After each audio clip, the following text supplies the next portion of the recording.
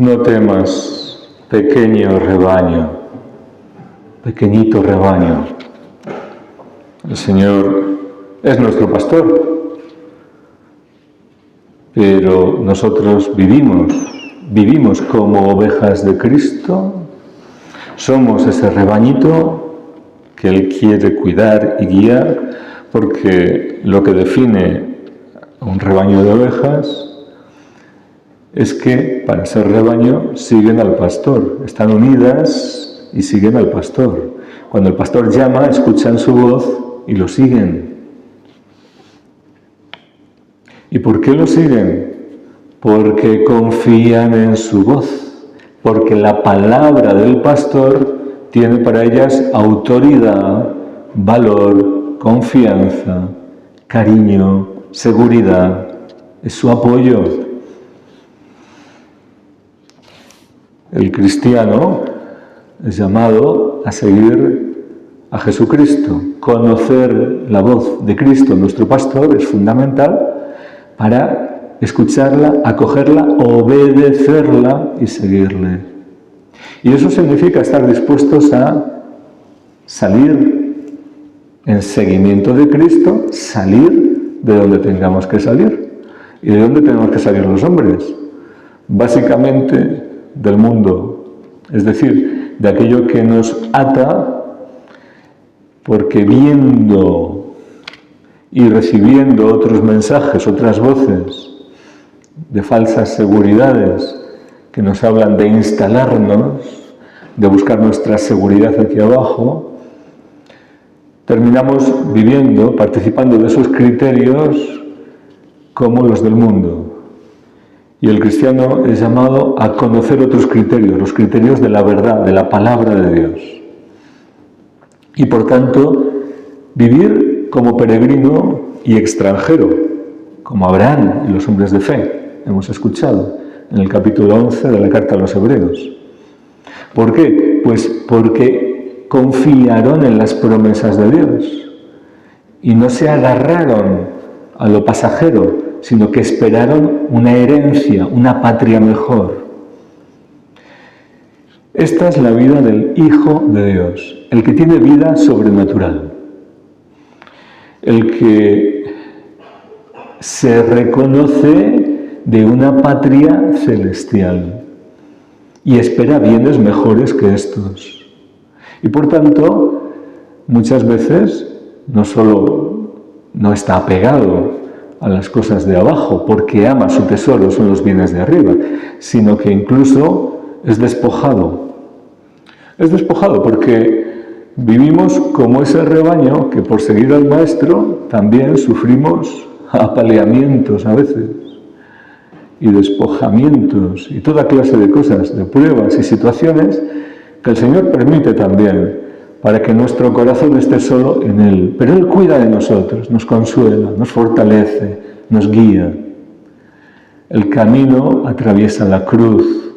Por eso el Señor insiste, no temas, pequeñito rebaño, porque sabe que como peregrinos y extranjeros, en medio de lobos, vamos a sufrir. Vamos a sufrir, pero no tenemos que tener miedo. No temas, no temas. Nuestra esperanza, nuestro amor, nuestra fe nos deben levantar el ánimo, nos deben fortalecer para caminar firmes, decididos en el seguimiento de Cristo. Esto es lo que distingue a un hijo de Dios, no solo que espera una herencia, unas promesas, sino que está unido a Dios, en Jesucristo, por la fe y por el amor. ¿Por qué dicen no temas? El temor, el miedo, es enemigo de la fe. Luego, nos lleva a, por la fe, confiar en las promesas de Dios y vencer todo miedo.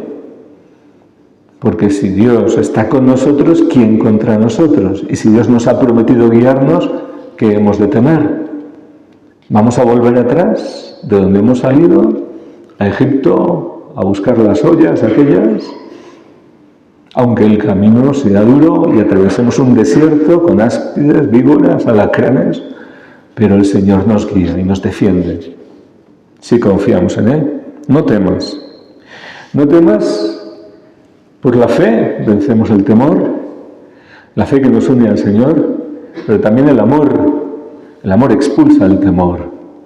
La vida sobrenatural, la vida de la gracia, la vida de esas virtudes teologales que son don de Dios, que el Espíritu Santo nos infunde, son las que nos permiten vivir de otra manera, como hijos de Dios. Pero el Hijo de Dios vive esperando una herencia y otras promesas desde arriba. La fe es fundamento de lo que se espera, dice la carta a los Hebreos, y garantía de lo que no se ve. Es como una madre embarazada, cuando no sabe si todavía está embarazada o no. ¿Qué hace? Busca hacer un test, una prueba. Y cuando la prueba le da positivo, entonces sabe que tiene una vida dentro, sabe que ya es madre, sabe que tiene ese hijo, no lo ve, no lo tiene en sus brazos, pero sabe. ¿Por qué? Porque tiene un fundamento, una prueba, una garantía. La fe nos da ya la garantía de lo que es en el terreno invisible, que no vemos, y un anticipo de las promesas. El reino de Dios está ya entre vosotros, dice el Señor. Y sin embargo, también en plenitud es algo que esperamos, que aguardamos, que caminamos en dirección al reino. Pero ya está entre nosotros. Esa vida sobrenatural, esa vida nueva, como la de ese bebé en el vientre de su madre, esa vida ya está. Tenemos esa vida, nos movemos en esa vida, disfrutamos ya esa vida. Como esa madre puede hablarle a su bebé, aunque no lo vea, aunque no lo tenga todavía en sus brazos. Puede amarlo, puede gozarse en su maternidad, en ese bebé. ¿Y qué tiene? La garantía. Nosotros, por la fe, tenemos la prueba, la garantía de estas realidades, de la vida nueva, de la vida sobrenatural, de la vida divina en nosotros, que todavía llegará a plenitud, porque somos llamados a guardar esa patria, la casa del Padre, donde disfrutar de toda esa herencia, de todos los bienes de nuestro Rey, de nuestro Dios, de nuestro Señor, que comparte con nosotros. Pero ya es nuestro, ya somos hijos de Dios, esa vida ya está en nosotros. Se desarrolla en la medida en que la fe, el amor y la esperanza crecen, se va desarrollando en nosotros.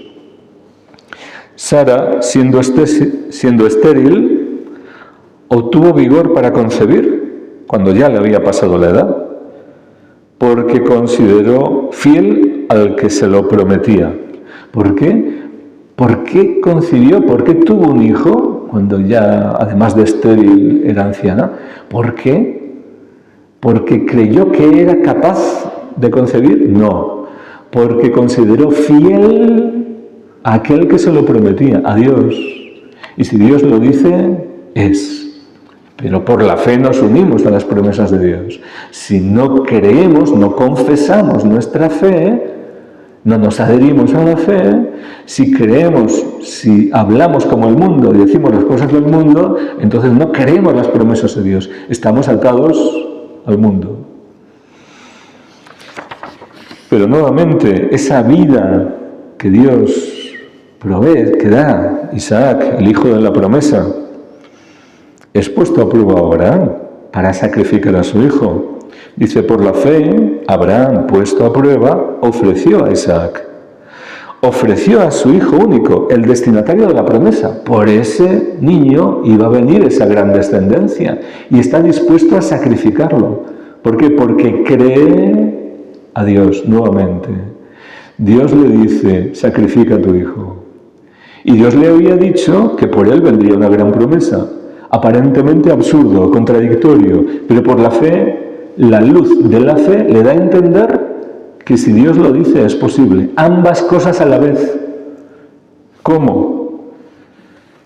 Abraham pensó que Dios tiene poder hasta para resucitar de entre los muertos. Y nosotros sabemos que Cristo, que los profetas, que a lo largo de la historia de la Iglesia se han obrado milagros de resurrecciones, lo sabemos. Abraham no. Abraham no tenía ese conocimiento por haberlo oído, porque se lo habían contado, porque lo hubiese visto por la experiencia. Tienes el conocimiento por la fe, porque piensa de acuerdo a la verdad, cómo es Dios. Dios es poderoso. Si Dios es poderoso y por este niño viene una descendencia y este niño ahora va a ser sacrificado, Dios es poderoso hasta para resucitar a un muerto. De donde en cierto sentido recobró a Isaac el fruto de la fe, vida. Vida, es decir, lo que tenemos los hombres, muerte. Por nosotros, muerte. La esterilidad de Sara es el fruto del pecado que tenemos nosotros. Donde no hay vida, perdemos la vida. Esto es la realidad que tenemos los hombres. Espiritualmente estériles, incapaces de producir vida. El fruto de la fe, vida. Esta vida sobrenatural, igual nuevamente en la prueba del sacrificio de Isaac, en medio de la muerte Dios da vida. Es por la fe Dios nos conduce a vivir esa vida nueva, esa vida sobrenatural. Nuevamente, sin la fe esto no es posible. Pero es que además no es vida cualquiera, es la vida de hijos de Dios, la vida en el Espíritu. Esa vida que dice aquí la carta a los Hebreos, que así de un hombre marcado ya por la muerte, Abraham, es decir, marcado por la muerte, anciano, etc. Lo suyo era eso. Pero por la fe nacieron hijos numerosos a través de Isaac. Nacieron hijos numerosos. Como las estrellas del cielo y como la arena incontable de las playas. ¿Cómo son las estrellas del cielo? ¿Cómo es la arena incontable de las playas? Numerosísimo, ¿verdad? Así es, esa gran promesa de Dios, grandísima, pero no solo en número, sino en calidad. ¿Qué tipo de hijos, de descendencia, está comparando con las estrellas del cielo y con la arena de las playas?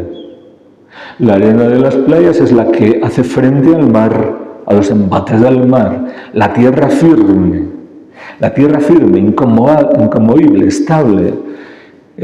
Dios puso un límite al mar, pues igual ha puesto un límite al mal, y el mal es parado por los hijos de Dios, que llevamos en nosotros el poder del Espíritu, y como la arena de las playas, los hijos de Dios en la iglesia militante somos avanzadilla de los ejércitos de Dios, de Cristo, contra las obras del diablo, para vencer, para prevalecer contra todo mal. Os doy poder contra serpientes y escorpiones y toda obra del maligno, nada os hará daño. Por la fe creemos en la promesa y combatimos el buen combate, sabiendo que nuestra lucha no es contra la carne y la sangre, sino contra estos espíritus del mal. Y como las estrellas del cielo, ¿a qué compara la Escritura las estrellas del cielo? A los ángeles, como estrellas en el cielo. Pero muchos de esos ángeles perdieron su lugar con la caída, con el pecado de los ángeles. Y Dios ahora dice que muchos hombres brillarán con un fulgor tremendo en el cielo como luminarias. Esos evangelizadores, esos maestros, esos siervos de Dios en el cielo como luminarias por toda la eternidad. ¿Por qué? Porque se nos concede ahora, a través de nuestro combate, combatiendo el buen combate, perseverando por la fe, como peregrinos y extranjeros, amando al Señor y no temiendo, siendo ese pequeñito rebaño de Cristo, llegar hasta nuestra patria verdadera. Es el lugar que se nos ha reservado en su presencia, lugar de ángeles, que ahora Dios cuenta con nosotros para reservar un lugar en su presencia ante su trono celestial, en su gloria. Estos son los hijos de Dios. Esta es la vida sobrenatural a la que Dios nos llama. Pero en la parábola del Evangelio, cuando habla del siervo, hay un señor que tiene que volver de lejos, y el jefe de la servidumbre dice que, bueno, si hace lo que se le ha mandado, pues muy bien. Pero ¿qué ocurre? Pero si aquel criado dijere para sus adentros, mi señor tarda en llegar, y empieza a maltratar a los criados, si dijere para sus adentros, en vez de creer en la palabra de su Señor, si dijere otra cosa, por la fe confesamos la verdad que hemos creído y las promesas de Dios que tenemos, como hicieron pues, todos los santos, y tenemos el ejemplo de los hombres de fe que hemos escuchado. Pero si empezamos a hablar como el mundo, si nos separamos de la palabra de Dios, si decimos, aunque sea para nuestros adentros, como este mal siervo, otra cosa, y cuidado, que este criado no dice, mi señor no vuelve, mi señor no viene. No, dice, mi señor tarda en llegar. Simplemente dice, mi señor tarda en llegar. Pero este cambio, esta pérdida de fe, esta pérdida de vigilancia y de obediencia a lo que el Señor le ha mandado, es lo que le hace vivir desviándose de la verdad, perder la vida verdadera, para los cristianos perder nuestra vida sobrenatural y actuar en la carne. Porque o servimos a Dios, o entonces vamos a servir a otro Señor. Vamos a servir al diablo, al mundo, buscar nuestro beneficio particular, mundano, carnal, lo que sea. Pero no se puede servir a dos señores. Y solo hay una forma de servir correctamente a Dios, nuestro Señor, solo una, en obediencia a su palabra y por la fe, por el amor, por la esperanza. Por eso es muy importante lo que digamos, porque creí, por eso hablé, dice la Escritura. Lo que creemos, eso proclamamos, eso decimos y eso vivimos. Pero si nos separamos de la fe, si perdemos la fe, si entra el temor o otros problemas, la duda, etc., podemos llegar a decir otras cosas, aunque sea para nuestros adentros, pero ya no está la fe. Hemos sucumbido.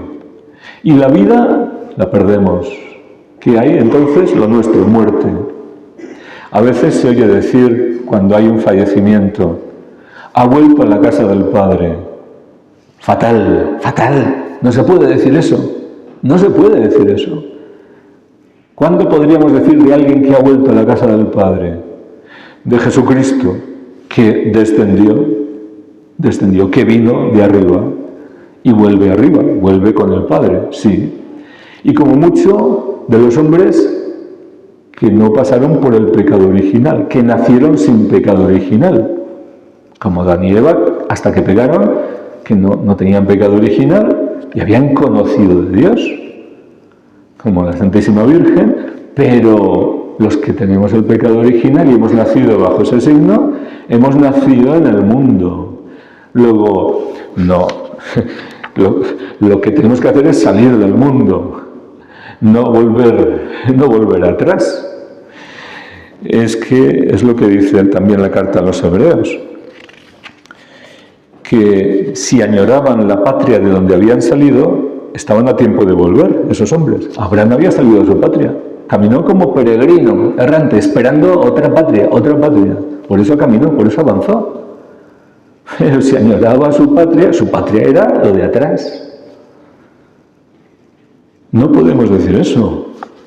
Nosotros salimos del mundo donde nacemos. Es más, el Señor le dice a los judíos, vosotros sois de vuestro padre el diablo. Somos rescatados de esa esclavitud de Satanás.